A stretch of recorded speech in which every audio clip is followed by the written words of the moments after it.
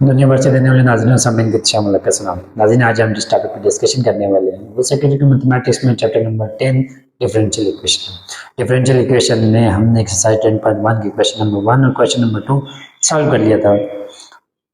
आज हम चलते हैं क्वेश्चन नंबर 3 की तरफ। और क्वेश्चन नंबर 3 में जानने से पहले दो टॉपिक जो बड़े इंपॉर्टेंट है वो आपको समझाने हैं और समझते हैं। अगर आप हमारे चैनल पर नहीं हैं तो काइंडली हमारे चैनल को सब्सक्राइब कर लें ताकि हर नई आने वाली वीडियो आप तक पहुंच सके और मैथमेटिक्स आपके लिए नहायत ईजी हो सके। तो let's start.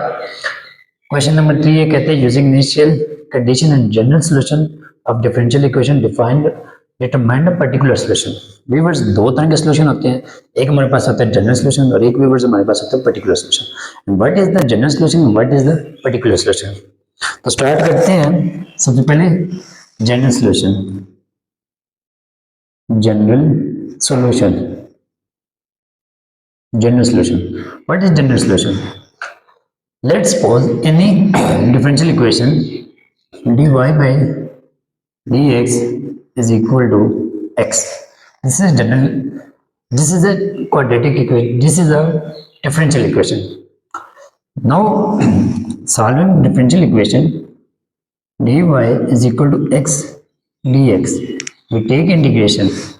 Take integration on both sides. We get this derivative cancel out this integration. Y is equal to x integration of x x2 by 2 plus c. अब ये जो आपके पास सोल्यूशन आया है y is equal to x के divided by 2 plus c which is answer है। हमारे पास ये सॉल्व हो गई है। यही आंसर आपके पास क्या होता है, जनरल सोल्यूशन। ये आपके पास क्या होता है जी, जनरल सोल्यूशन होता है। इसी जनरल सोल्यूशन में अगर मैं कह दूं ये आपके पास क्या है जी, जनरल सॉल्यूशन है। किसी भी क्वाड्रेटिक इक्वेशन का है, ये आपके पास जनरल सॉल्यूशन होता है।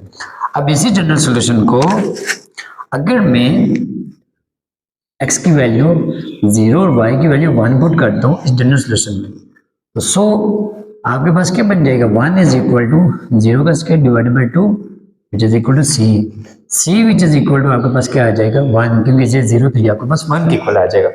अब ये c की वैल्यू उठा के मैं इस इक्वेशन में पुट करता हूँ या इस जनरल सॉल्यूशन में पुट करता हूँ, तो ये बन जाता है y is equal to x square divided by 2 plus c की जगह पे 1, ये आपके पास बन जाता है y is equal to x square divided by 2 plus 1।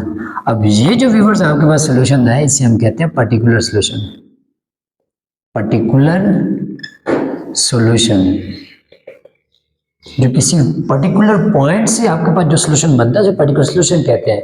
और जो जनरल डिफरेंशियल इक्वेशन को सॉल्व करने से जो आपके पास आंसर आता है उसे हम क्या कहते हैं, जनरल सॉल्यूशन कहते हैं। तो व्यूअर्स, उम्मीद है कि आपको ये बात समझ आ गई होगी कि जनरल सॉल्यूशन और पर्टिकुलर सॉल्यूशन में क्या फर्क है। जनरल सॉल्यूशन में हम जनरल क्वाड्रेटिक इक्वेशन को सॉल्व करके प्लस सी करते हैं, जबकि आपका पर्टिकुलर सॉल्यूशन में उसी सी की वैल्यू फाइंड करके अगेन उसमें पुट करते हैं सॉल्यूशन में, तो वही जनरल सॉल्यूशन आपके पास पर्टिकुलर सॉल्यूशन बनता है। यही क्वेश्चन है, सेम इसी मेथड से ये चीजें हमने सॉल्व करनी है। तो पहले क्वेश्चन उठाते हैं व्यूअर्स। फर्स्ट क्वेश्चन हमारे पास X Y is equal to C, ये हमारे पास एक फंक्शन है, ठीक है। अब इसकी y at two is equal to 1, मतलब ये जो y के साथ 2 है ना, ये x की वैल्यू और ये y की वैल्यू है, ठीक है। ये बात आप लोगों ने याद रखनी है। अब यहाँ पे X Y is equal to C है, तो सबसे पहले हमने क्या करना है, सी की वैल्यू निकालनी है। ये आपके पास क्या है, क्वाड्रेटिक इक्वेशन जनरल सॉल्यूशन है, ये सॉल्यूशन लिखा हुआ है जनरल सॉल्यूशन। अब हमने पर्टिकुलर निकालना है, सी की वैल्यू पहले यहाँ पे एक्स की वैल्यू पुट करनी है, सी की वैल्यू आगे वापस अगेन पुट करनी है, तो आपके पास पर्टिकुलर सॉल्यूशन बन जाएगा।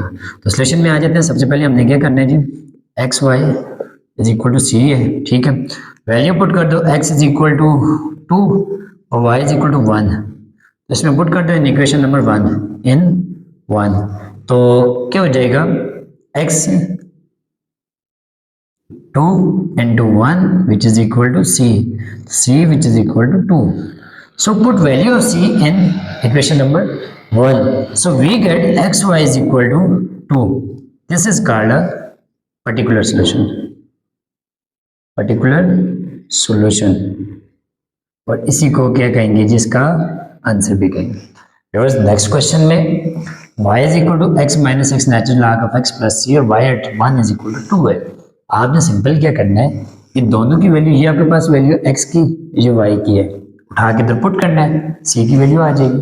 सी की वैल्यू आएगी तो अगेन जो सी की वैल्यू की इधर पुट करेंगे तो आपके पास क्या बन जाएगा जी, जनरल सोल्यूशन। बिकॉज क्वेश्चन आसान है इसलिए वजह से मैं नहीं कर रहा, आप इन क्वेश्चन को सॉल्व करें। अगर किसी क्वेश्चन में आपको इन चारों क्वेश्चन में कहीं पे कोई भी कंफ्यूजन होती है तो आप मुझे कमेंट सेक्शन में बताएं, इंशाल्लाह आपके लिए क्वेश्चन सॉल्व करके भेज दूंगा। तो इंशाल्लाह नेक्स्ट वीडियो में इंशाल्लाह हम जो रिमेनिंग एक्सरसाइज 10.1 के क्वेश्चन के जो रिमेनिंग पार्ट्स हैं वो सॉल्व करते हैं। तब तक के लिए थी इजाज़त, अल्लाह हाफिज़।